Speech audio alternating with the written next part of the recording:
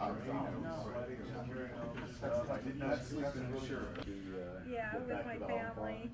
Someone was saying, you didn't come to the Innovation Awards last night? And I was like, oh, my husband just got back in town yesterday, so, I said, A room full of thought leaders, and I'm standing, and I should be listening. So thank you all for joining us, and thanks, a very big thanks to Deidre Jenkins and Northern Trust to make this happen. Will not take too much time, just want to share a few thoughts why we are here and what is the vision behind, so we can have a collective vision to move forward. It's not one-day event. You guys are just fabulous and make me a little bit nervous, so I have my cheat sheet, so. This event came about in years, not in one thought and one thing. As a young student in India, I had a dream to go to US to have the best education. And I came here and I got the college degrees, and I worked in 2 major corporations. And then still I was like, something was not filling. Something was just missing. So realized that you cannot fill your dream working for somebody else, and I started ICA, year 2000. And ICA means friendly ear in one of the Indian languages, Marathi. And it was like, for me, it was understanding the client's spoken and unspoken needs and having creative solutions, innovative culture. So why I'm telling the behind is because what made this country that great, that was an attraction point, why we wanted all that people like myself, we attracted the best of the talents, the best of investors and the businesses here. In my mind, it's willingness to innovate, to be creative, and have the courage to do business which is not usual. And in today's time, we have the same need, much bigger, much complex. And to fill that need, we have to have the integrated approach that will ensure premium quality life for all citizens of this great country. The summit focuses on bringing together the technology and innovation experts and government leaders to make use of our collective knowledge and intelligence and define best practices to have innovation as a big part of our government technology that will make sure optimum utilization of our resources, job for everyone, and great service for our citizens and overall sustainable economy. Today we'll have thorough discussions with the thought leaders from government technology who are making sure the budgets are spent most effectively to bring best services to citizens, and we have technology experts from industry that have been working to ensure how to run business, how to run IT like business. Actually, this is a title of a book written by Bob Chris, who is one of our speakers. We have with us innovation experts who teach us how to innovate. Praveen Gupta is the Director of Innovation at Illinois Institute of Technology. We'll start by hearing from international visionary who has spent 4 decades in technology, innovation, public policy, has close to 100 patents to his credit, a person who revolutionized India's telecom and my personal hero. He has so many credits, and I really want to highlight some of them without making mistakes, so I'll read a couple of those. He's the advisor to the Prime Minister of India on public information, infrastructure, and innovation. Is the chairman of National Innovation Council. National Innovation Council is working on several initiatives to boost innovation performance in the country. He has recently been appointed the founding commissioner of the United Nations Broadband Commission for Digital Development. He is, as I mentioned, has a big credit for finding a foundation of India's telecom and technology revolution in 1980s. He's been the leading champion to help bridge global digital divide There are a lot many more, but without further delay, please join me to welcome Mr. Petroda.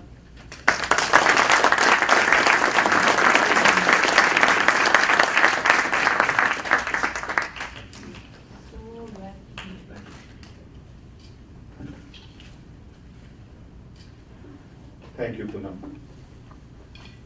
Ladies and gentlemen, good afternoon. It is indeed a special privilege to be here with you. I want to thank Poonam for giving me this unique opportunity. It's good to be home. I'm from Chicago. I bank at Northern Trust for the last 40 years. I went to school here at Illinois Institute of Technology almost 50 years ago. And it is good to be with all of you.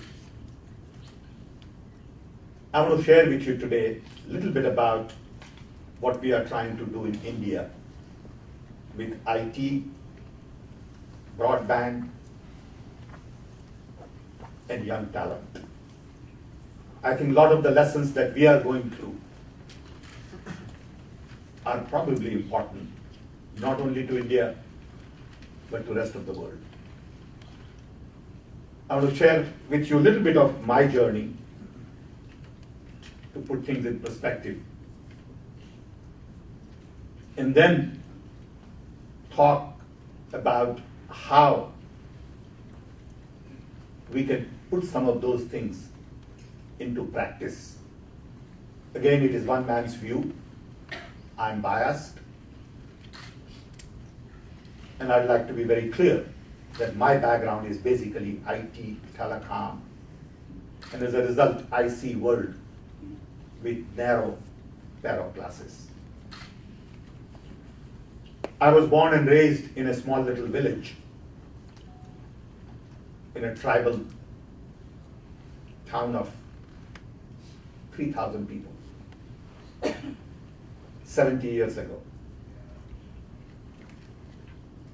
My parents had 4th grade education.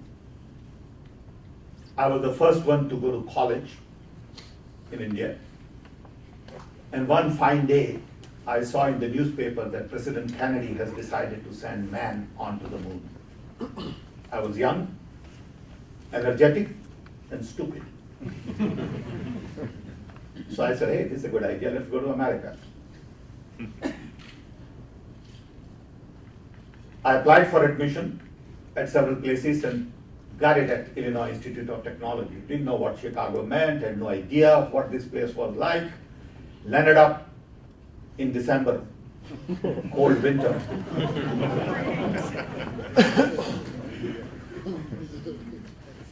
Went to YMCA on 7th Street.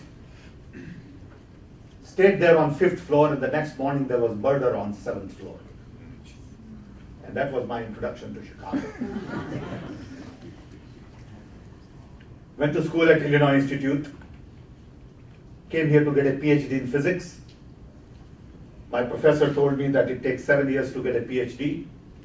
I had a girlfriend in India. I quickly decided to change my subject and got electrical engineering degree in 9 months, so I could get married. My girlfriend came from India to Chicago. We got married here at YWCA and settled in Chicago. I've been here for close to 50 years. Built a business out of Downers Grove, Illinois, in telecom in early 70s. Sold it to Rockwell International, became head of Rockwell for telecom, and went to India for the first time to Delhi and tried to make a telephone call. This was 1979, early 80s, and could not make a phone call.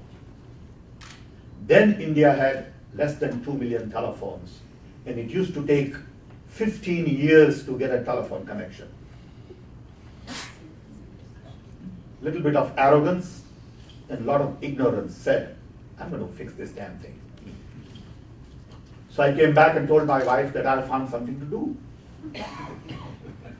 Because I had sold my company to Rockwell, made a little bit of money, which looked like a lot of money in '79.